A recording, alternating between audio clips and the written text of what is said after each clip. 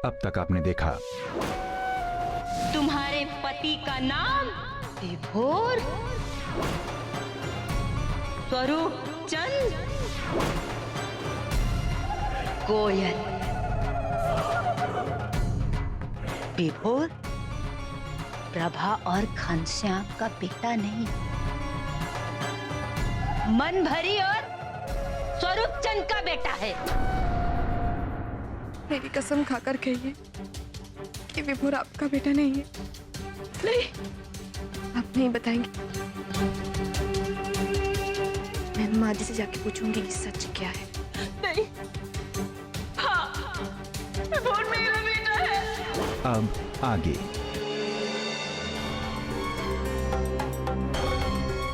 आप लोगों ने ऐसा क्यों किया? इतना बड़ा सच विभोर से छुपाया, उसे धोखा दिया। मजबूर थी रीति। कैसे बताऊं तुझे, इन 22 सालों में हम मैंने तड़प कर रह गए। कितनी बार विभोर की जिंदगी में खुशियों का पल आया, मगर मैं सबसे पहले उसे गले नहीं लगा पाई। अपने बेटे को अपना बेटा कहकर भी ना बुला पाई, और जीजी अपनी बेटी को अपनी बेटी कहकर ना बुला पाई। तो खुद ही सोच रही थी, मेघा की शादी अच्छे घर में कराने के लिए जीजी कितना तड़प रही थी, मगर मेघा पे गरीब माँ बाप का मोहर लगा है। अगर ये सच्चाई तुमने घर वालों को बता दी तो और की किस्मत में हमारी गरीबी का दाग लग जाएगा। नहीं रीति, तुम ये बात किसी को नहीं बताओगी। मेरी कसम है रीति, किसी को नहीं बताना। आज विभोर कितना खुश है, उसका नया नया धंधा शुरू हुआ है, और अगर ऐसे में उसे पता चला कि वो पोदार खानदान का नहीं है, तो वो टूटकर बिखर जाएगा रीति। तो ये बात मारे को तो बता दी, मगर ये बात बाजी जी को कभी नहीं बताना कि तुझे उनका राज पता चल गया। सह नहीं पाएगी, सब बिखर जाएगा, घर बिखर जाएगा रीति, सब बर्बाद हो जाएगा, पूरा घर बिखर जाएगा रीति।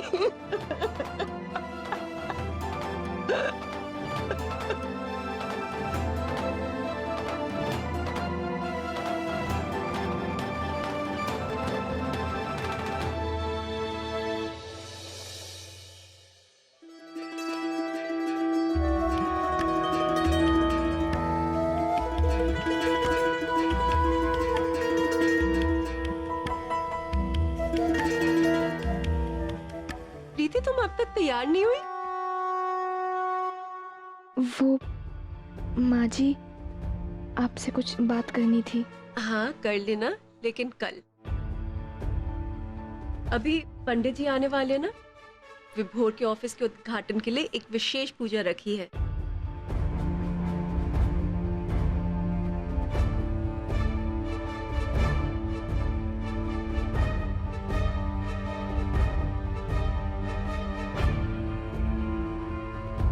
प्रीति, आज इतने दिनों बाद भगवान ने तुम्हारी सुन ली।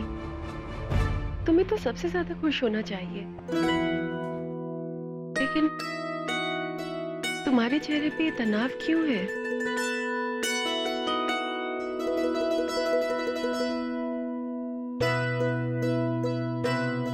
माँ जी, वो घर में कुछ ऐसी चीजें हो रही कि लो जी, मुद्दई सुस्त, गवाह चुस्त। मैं तैयार भी हो गई, और रीति बहू आप ऐसे टहल रही हैं। प्रभा जी, आप तो तैयार होने में देर नहीं करती। मेहमान सारे आ गए हैं, आपको पूछ रहे हैं, जाइए संभालिए उनको। बस 2 मिनट। नहीं नहीं, पंडित जी अभी के अभी आपको बुला रहे हैं, जल्दी जाइए।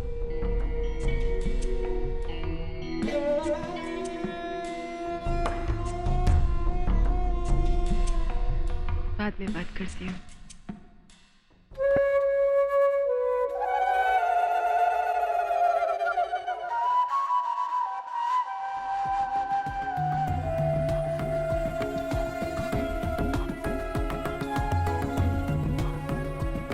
वो कहावत सुनी है ना तुमने, जिनके घर शीशे के होते हैं वो दूसरों के घरों में पत्थर नहीं मारा करते। और तुम तो ऐसे सुहागन हो जो अपने सुहाग को सड़क पे लाने को तैयार हो। मुझे डराकर आप नहीं बच सकती, और वैसे भी मुझे तो आपके आंखों में साफ साफ डर नजर आ रहा है। आप मेरे बारे में मत सोचिए, अपने बारे में सोचिए। मैं विभोर के साथ सड़क पे खुशी खुशी रह लूंगी, लेकिन उससे पहले मैं आपको और आपकी बेटी को दोनों को घर से निकाल के रहूंगी। मैं इस घर में रहूं या ना रहूं, पोतदार परिवार बिना किसी षड्यंत्र और बिना किसी खतरे के सुख और शांति से जिए। यही एक निपुण बहू का कर्तव्य होता है, और ये मैं करके रहूंगी। चलो हम भी देखते हैं कि कितनी हिम्मत है तुम में। जिन माँ बाप ने विभोर को 22 साल बेटा समझकर पाला, उसे तुम बाहर का रास्ता दिखाती हो या नहीं।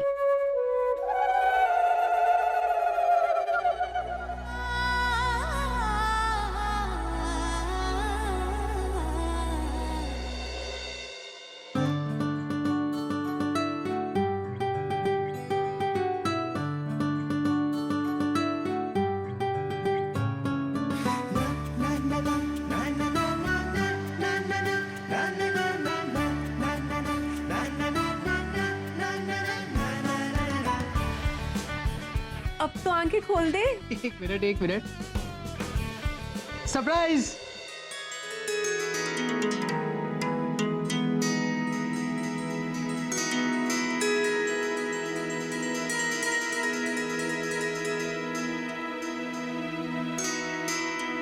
तो ये है मेरा ऑफिस, कैसा लगा?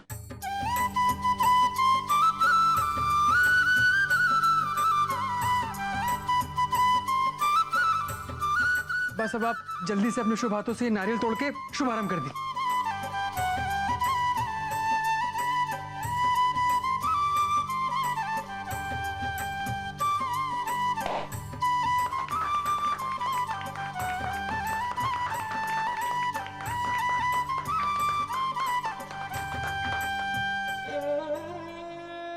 जिस सच को बताने के लिए तुम इतनी बेताब हो, अब क्यों नहीं बोल रही?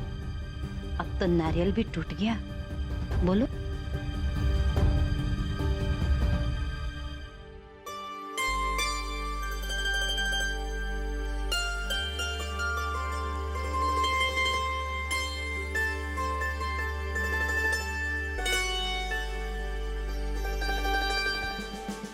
बिजनेस स्टडीज में सिखाते हैं कि एक इंसान अपनी मेहनत, अपनी लगन, अपनी जिद से ऐसी कोई चीज नहीं है जो पा नहीं सकता। लेकिन मेरा मानना है कि एक इंसान जितनी भी कोशिश कर ले, माँ बाप उसको चॉइस से नहीं, नसीब से मिलते हैं। And I am very thankful to God कि मुझे ऐसे माँ बाप मिले जो मुझसे इतना प्यार करते हैं।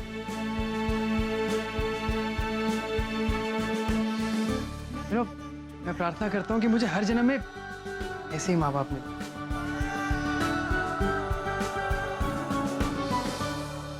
मैंने अपनी माँ को बहुत परेशान किया है। मतलब मुझे कुछ भी चाहिए होता था तो मैं जैसे भी करके, कुछ भी करके डरा के, धमका के, गुस्सा होके, रो के, खाना ना खा के, घर से भाग जाने की धमकी देके, इमोशनल ब्लैकमेल करके, जैसे तैसे करके अपनी बात मनवा ही लेता था। और मेरी माँ भी हर बार हंस के मेरी सारी बातें मान लेती थी। भाई माँ के साथ साथ थोड़ा सा क्रेडिट मुझे भी दे दे, हाँ?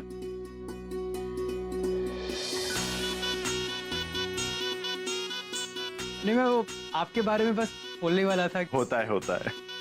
जब मैं भी माँ के बारे में बोलना शुरू करता हूँ तो बाबूजी को भूल ही जाता हूँ। आज विभोर जब अपने पैरों पर खड़ा होकर दुनिया जीतने जा रहा है, मुझे वो घड़ी याद आ गई जब प्रभा ने पहली बार अन्य से विभोर को मेरी गोद में दिया था। मेरी गोद में विभोर को पाकर जो एहसास मुझे हुआ था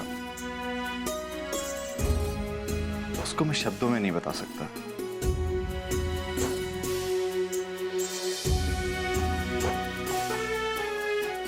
जिस दिन से विभोर ने मेरी जिंदगी में कदम रखा, उस दिन से किस्मत मुझ पर मेहरबान होने लगी।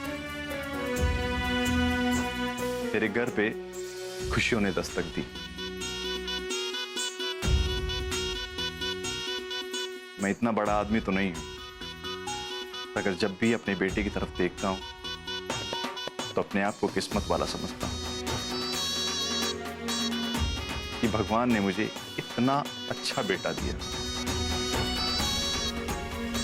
दुनिया की सारी खुशियां बेटा तुझ पे न्यौछावर। और प्रभा, तुम्हारा भी बहुत बहुत धन्यवाद कि तुमने मेरे बेटे के जरिए मेरी जिंदगी खुशियों से भरी।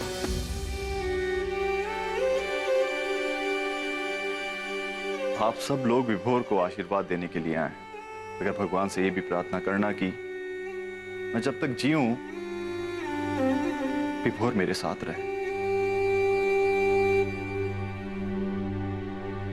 और पोद्दार परिवार का नाम इसी तरह से रोशन करता रहे।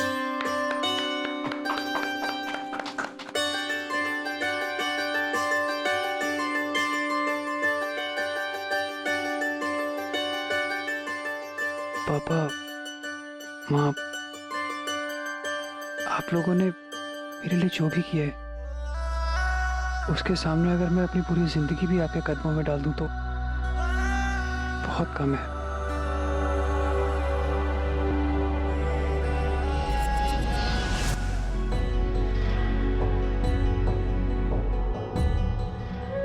जाओ, बहुत शक चढ़ा ना तुम्हें सच बोलने का। तो हिम्मत है तो बता के दिखा दो कि सब झूठ है।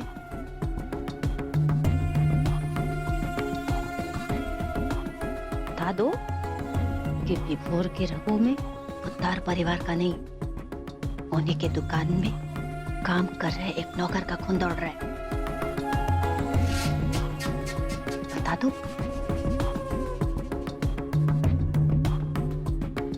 प्रभा जी, रिद्धि भी इस खुशी के मौके पे कुछ कहना चाहती है ना रिद्धि?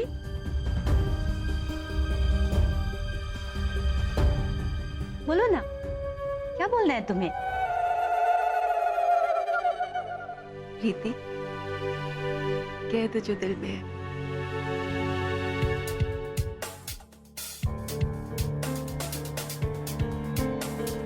अब मैं क्या कहूँ? आप सबकी खुशी देखकर मैं इतनी खुश हूँ कि कुछ कह नहीं पा रही हूँ। मैं बस विभोर से इतना ही कहूंगी कि तुम्हारे साथ माँ जी और पापा जी का आशीर्वाद है। दुनिया की कोई भी ताकत तुम्हारा कुछ नहीं बिगाड़ सकती है।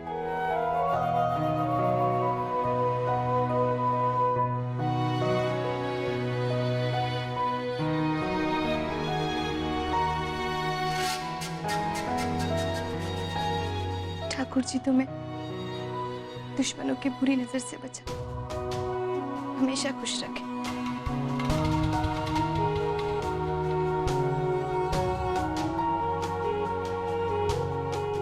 अच्छा चलो, अब सब लोग पूजा कर लेते हैं। चलिए।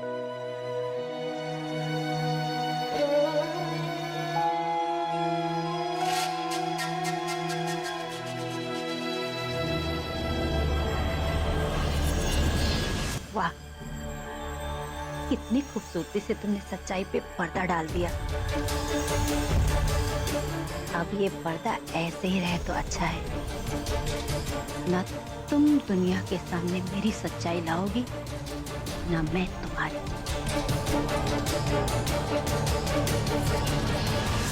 पर ध्यान रहे, सावधानी हटी तो दुर्घटना घटी।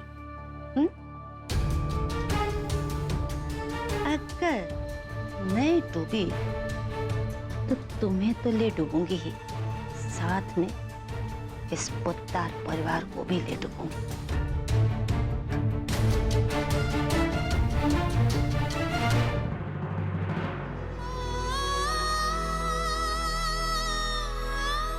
आज मैं अपने लिए चुप नहीं हूँ। मैं पोद्दार परिवार की खुशियों के लिए चुप रहने पर मजबूर हूँ, लेकिन मौका मिलते ही बहुत जल्दी सच सबके सामने लाऊंगी मैं।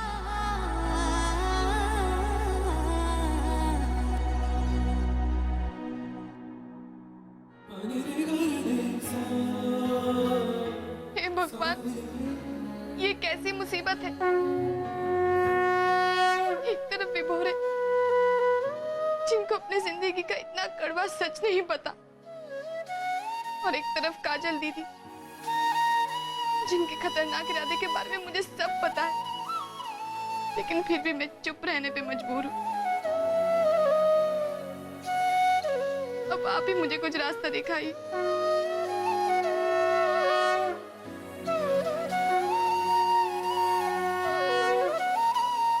ये देखिए,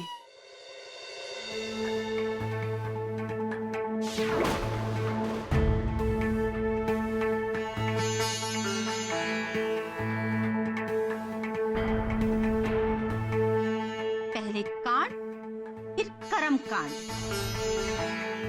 प्रीति, ये मैं क्या सुन रही हूँ? मुझे विश्वास नहीं होता कि तुम ऐसी हरकत कर सकती हो। माँ जी, इन्होंने आपसे क्या कहा? यही कि तुमने इनके कमरे में जाकर काजल के साथ खूब लड़ाई की, उसे भला बुरा कहा। छोटी माँ, अगर छोटी मोटी लड़ाई होती ना तो मैं आपसे कभी नहीं बताती, लेकिन इनका बस चलता ना तो ये तो मुझ पर हाथ उठाने वाली थी।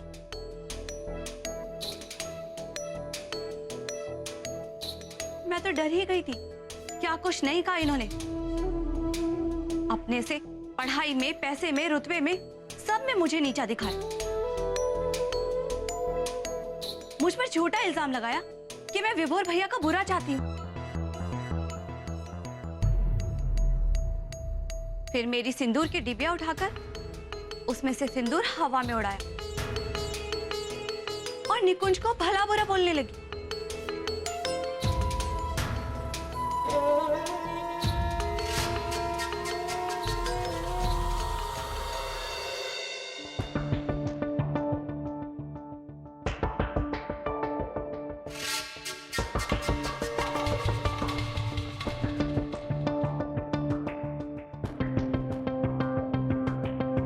प्रीति, कोई कुछ भी कहे, मुझे तब तक विश्वास नहीं होगा जब तक तुम नहीं कहोगे कि ये सच है। मैं बताता हूँ।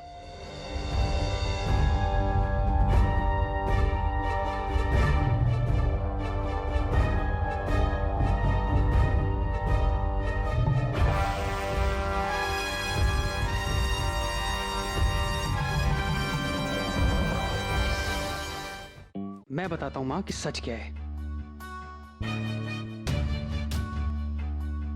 ये रहा इसका सच।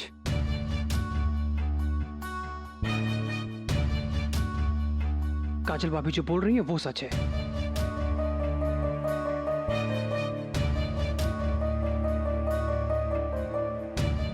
इसे अपने पैसे, अपने पढ़े लिखे होने और अपने बड़े घराने का अभिमान हो गया है।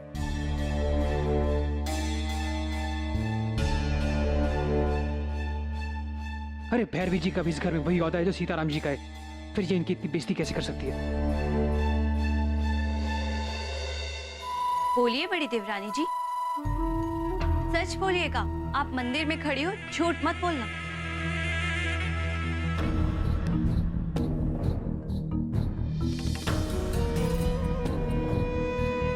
प्रीति, आप जितने घंटे यहाँ खड़े रह के इससे पूछती रहो माँ, लेकिन ये कुछ नहीं बोल पाएगी। इसकी ये चुप्पी ही इसका सच है। किस बात का घमंड है तुम्हें? हाँ, किस बात का नशा है? माँ ये मेरी तरक्की देख ही नहीं सकती। मैं अपनी जिंदगी में कुछ करूं, ये बात इसको बर्दाश्त नहीं होती।